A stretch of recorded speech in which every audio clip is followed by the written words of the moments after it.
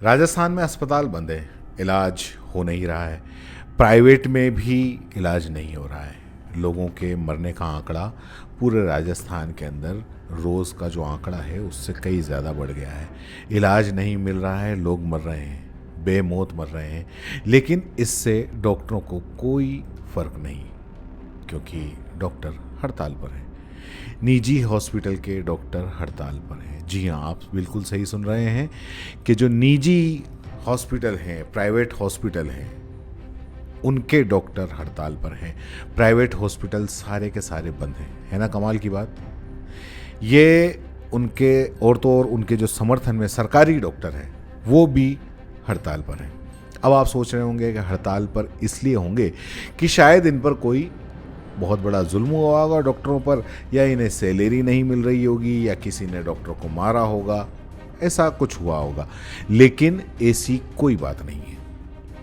बस ये बात यह है कि निजी अस्पताल जिस जनता की जेब को अपनी तिजोरी समझकर वहाँ से धड़ाधड़ पैसा बेहिसाब रुपया निकाल लेते थे, तो सरकार ने उस पर कुछ आंशिक अंकुश लगा दिया है जनता की भलाई के लिए। राजस्थान के अशोक गहलोत सरकार ने आम जनता के हित के लिए राइट टू हेल्थ बिल लेकर आई है, उसको सदन में पास कर दिया। अब ये बिल कानून बन जाता है तो इस पर इलाज के अभाव में बेमौत जो लोग बाग मारे जाते हैं, कम से कम वो नहीं मारे जाएंगे। उन्हें कहीं पे भी, चाहे वो प्राइवेट हॉस्पिटल हो, सरकारी हॉस्पिटल हो, कहीं पे भी उन्हें तुरंत इलाज मिल जाएगा। उनका कहीं भी इलाज हो सकेगा, पहले पैसे नहीं मांगे जाएंगे। जैसे कि आप निजी हॉस्पिटल में जाते हो ना, तो आप कितने भी सीरियस मरीज को अगर लेके जाओगे, वहाँ सबसे पहले आपको काउंटर पर 50,000, लाख, 2 लाख रुपया जमा कराना होगा, उसके बाद ही आपका इलाज होगा। राइट टू हेल्थ बिल जब आ गया है तो ऐसा नहीं होगा। निजी हॉस्पिटल जो बड़ी जनता की जेब को अपनी तिजोरी समझते थे, वो उन्हें सरकार का ये कदम, जो जनहित में जो ये कदम उठाया गया है, वो उन बड़े बड़े हॉस्पिटल वालों के बड़े बड़े डॉक्टरों को ये पसंद नहीं आ रहा है कि भैया अगर ये बिल आ गया तो जिस जनता के बलबूते पर बंगला और हमारी गाड़ियाँ और ये हमारे बंगले और गाड़ियाँ और ये सारे ऐशो आराम होते थे, उनमें खलल आ जाएगा, वो आखिर कैसे पूरा होगा। इलाज पाना आम जनता का अधिकार नहीं हो सकता, ऐसा डॉक्टर मानते हैं, क्योंकि जो पैसे वाले होते हैं वही प्राइवेट हॉस्पिटल में जा सकते हैं, आम जनता नहीं जा सकती। जबकि सरकार का ये कहना है कि इलाज पाना आम जनता का अधिकार है। वो कहीं पे भी जाके, अगर इमरजेंसी है तो वो कहीं पर भी जाके आम जनता इलाज पा सकती है। और प्राइवेट हॉस्पिटल वाले क्या कहते हैं कि आम जनता से मन मर्जी का रुपया निकालना हमारा अधिकार है, उस पर सरकार बीच में खलल दखल न दे, बीच में नहीं आए। जनता के और प्राइवेट हॉस्पिटल के बीच में सरकार नहीं आए। हम जिस तरीके से उनकी जेब से पैसा निकालते हैं, हमको निकालने दो। ऐसा कौन सा पहाड़ टूट पड़ा कि राजस्थान के सारे प्राइवेट हॉस्पिटल जो एक मरीज के परिजन को का इलाज करते हैं, जिससे वो जमकर इलाज का पैसा लेते हैं, रोज के रोज लाखों करोड़ों रुपया कमाते हैं, वो सारा काम धंधा बंद करके आखिर क्यों बैठे हुए हैं? और उनके समर्थन में सरकारी हॉस्पिटल के डॉक्टर भी और रेजिडेंट भी आ गए हैं तो हड़ताल पर। तो आखिर क्या है? क्योंकि इनको कोई फर्क नहीं पड़ रहा, आम जनता मरे, आम मरीज मरे तो मरे, लेकिन इन्हें ये कानून रद्द करवाने पे अड़े हुए हैं। तो आखिर ये कौन सा कानून है? तो सबसे पहले मैं आपको बता दूं कि राइट टू हेल्थ बिल जो गहलोत सरकार लेकर आई है, वो 100% जनता के हित का है। अब ये आखिर है क्या? ऐसा क्या है इस बिल में, ये मैं आपको बताता हूँ। इस पूरी खबर में लंबी होगी, आप एंड तक बने रहिए, आपकी सारा समझ में आ जाएगा कि राइट टू हेल्थ बिल क्या है। और राइट टू हेल्थ बिल के बाद में जो मरीज का जो अधिकार होता है, वो मरीज का अधिकार क्या है, वो भी मैं आपको इसी खबर के अंदर बताऊंगा। तो राजस्थान विधानसभा में ये बिल 21 मार्च को पास हो चुका है। गजट नोटिफिकेशन जारी होते ही कानून ये बन जाएगा। इस बिल में राज्य में रह रहे सभी लोगों को स्वास्थ्य का अधिकार दिया गया है। बिल में प्रावधान है कि कोई भी अस्पताल या डॉक्टर मरीज को इलाज के लिए मना नहीं कर सकेगा। उसको अगर इमरजेंसी के अंदर, हॉस्पिटल के अंदर अगर कोई मरीज आया है, चाहे एक्सीडेंटल आया है या अगर कोई तबीयत ख़राब हो गई और इमरजेंसी में आया है, तो उसको इलाज करना ही पड़ेगा। अस्पताल या डॉक्टर इलाज के लिए मना नहीं कर सकता। ऐसी स्थिति में मरीज का पहले इलाज किया जाएगा और ये बिल अगर कानून बनता है तो अस्पताल आने पर मरीज को बगैर कोई डिपॉजिट किए, मैंने आपको बताया कि अक्सर ये होता है कि आप किसी भी प्राइवेट हॉस्पिटल में जाओगे, पहले आपको डिपॉजिट कराना पड़ेगा। चाहे कोई सी भी आपकी इलाज हो, आपका एक्सीडेंट हो, आप मर रहे हो, लेकिन पहले आपको पैसा देना पड़ेगा, उसके बाद में ही इलाज आपको शुरू होगा।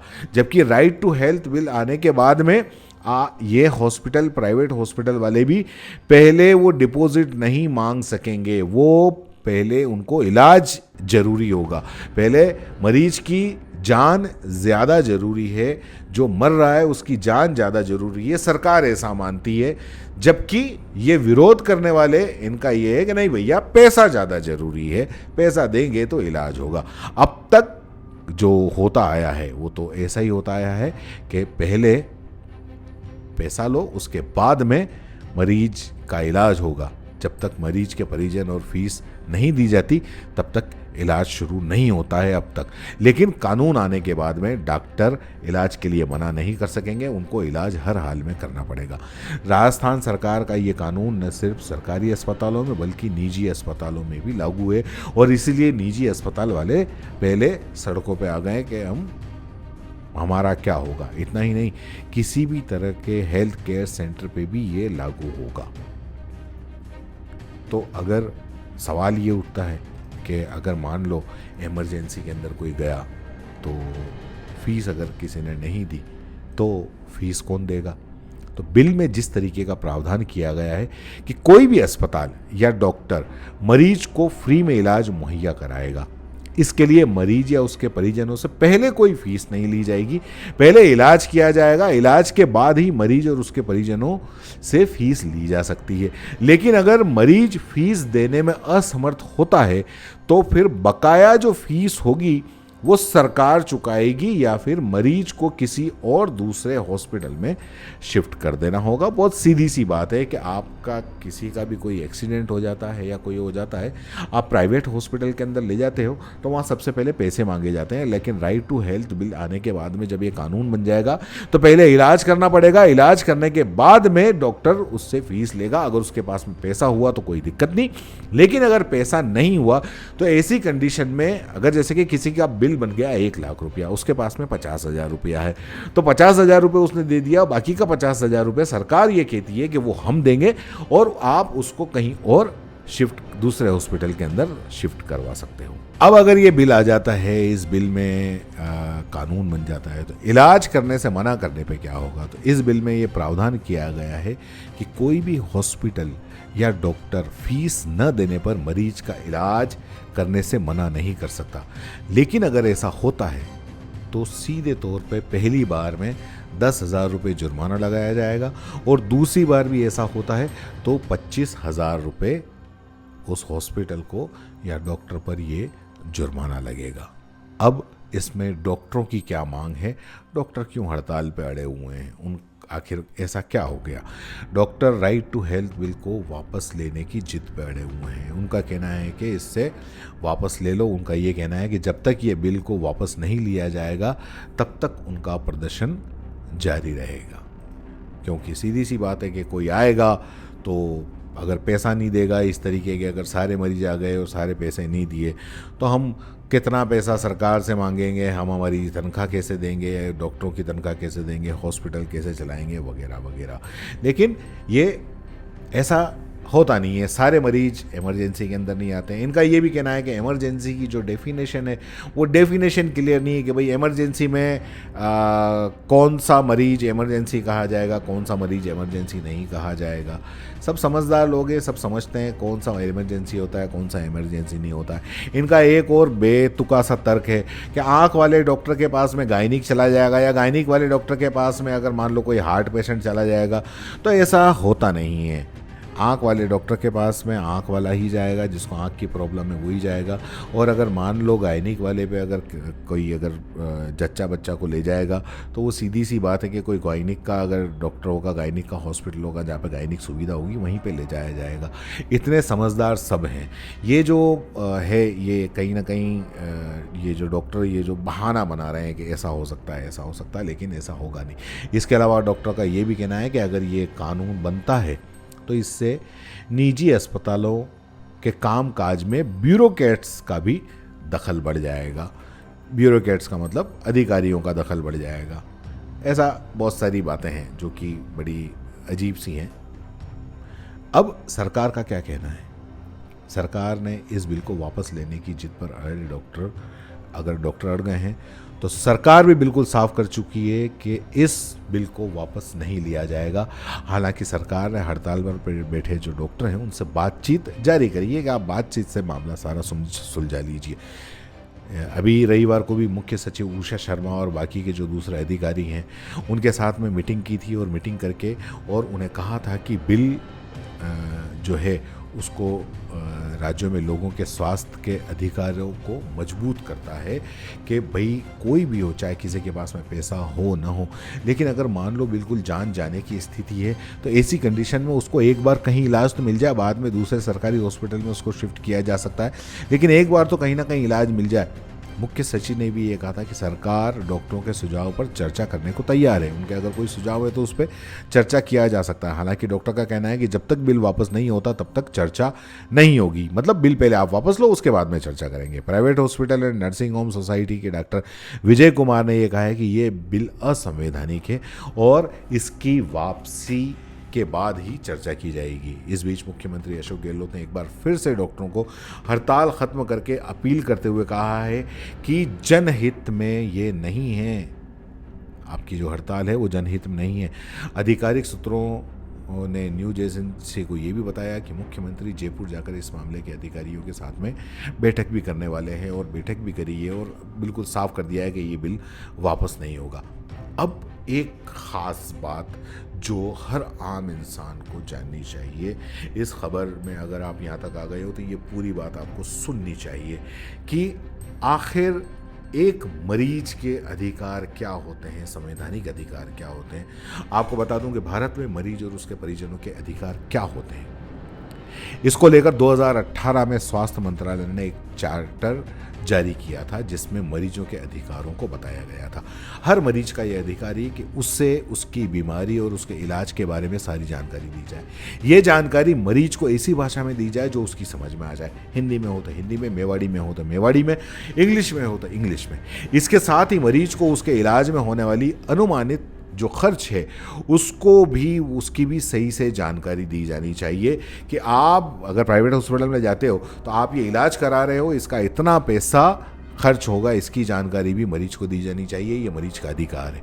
किसी भी मरीज या उसके परिजनों का अधिकार है कि अस्पताल में उससे केस से जुड़े जो सारे कागजात हैं, ये कागजात अस्पताल में भर्ती होने के 24 से 72 घंटे के अंदर उसको दिए जाने चाहिए, उसके पास में, मरीज के पास में होने चाहिए। डिस्चार्ज होने के बाद में जो डिस्चार्ज की समरी है वो देना भी ज़रूरी है, जिससे पता चले कि भाई इसका क्या इलाज हुआ, कौन सी दवाई दी, कौन सी दवाई नहीं दी, जिसमें छुट्टी के बाद में क्या क्या ख्याल और क्या क्या सावधानी बरतनी है वो सारी भी उसके अंदर डिटेल होगी, उसकी जानकारी भी उसके अंदर होगी। मरीज की अगर मौत हो जाती है तो डेथ समरी भी ज़रूरी है, डेथ समरी देनी भी ज़रूरी है। जांच की सारी ओरिजिनल रिपोर्ट परिजनों को सौंपी जाएगी। अगर कोई व्यक्ति नाजुक स्थिति में अस्पताल पहुंचता है तो ये अस्पताल और डॉक्टरों की जिम्मेदारी है कि उसे तुरंत डॉक्टरी मदद दी जाए, चाहे सरकारी हो या प्राइवेट।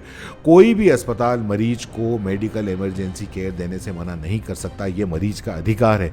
जान बचाने और सारी ज़रूरी सुविधाएँ देने के बाद बाद ही अस्पताल मरीज से पैसे मांग सकता है, उसकी जान बचने के बाद में, और आगे की प्रक्रिया आप शुरू कर सकते हैं। कोई भी टेस्ट, सर्जरी, इलाज या थेरेपी करने से पहले मरीज की लिखित अनुमति होना बहुत ज़रूरी है। ऐसा नहीं कि आपने कोई भी सर्जरी कर दी, आपने टेस्ट दे दिए और लाखों रुपया उससे वसूल लिया, ऐसा नहीं हो सकता।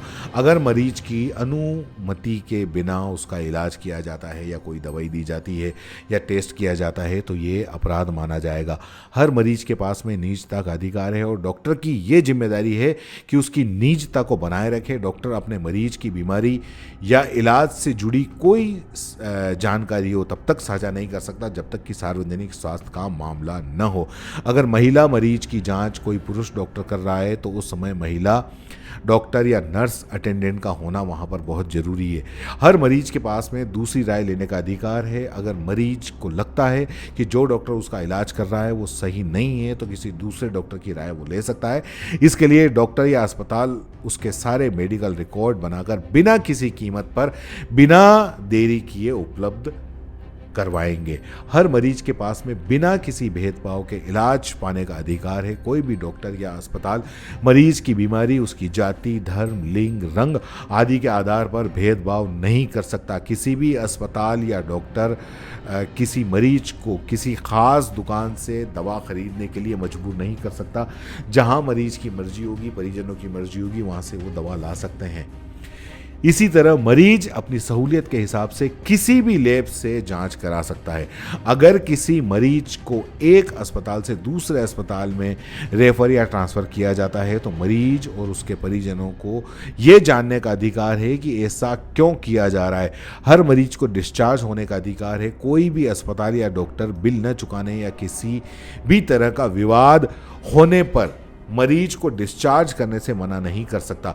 इसी तरह अगर मौत हो गई है तो भी बिल न चुकाने या किसी विवाद की स्थिति में शव देने से इनकार नहीं किया जा सकता। अगर कोई अस्पताल या डॉक्टर ऐसा करता है तो 1 साल तक का कैद या जुर्माना या दोनों सजा हो सकती है।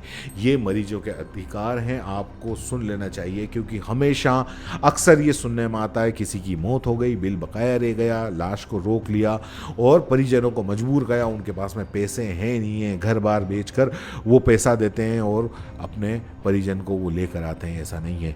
तो दोस्तों, ये खबर आपको कैसी लगी? आपने इस खबर से आपको राइट टू हेल्थ के बारे में कुछ जानकारी मिली, नहीं मिली? इस बारे में आप कमेंट जरूर करें। धन्यवाद। जय हिंद, जय भारत।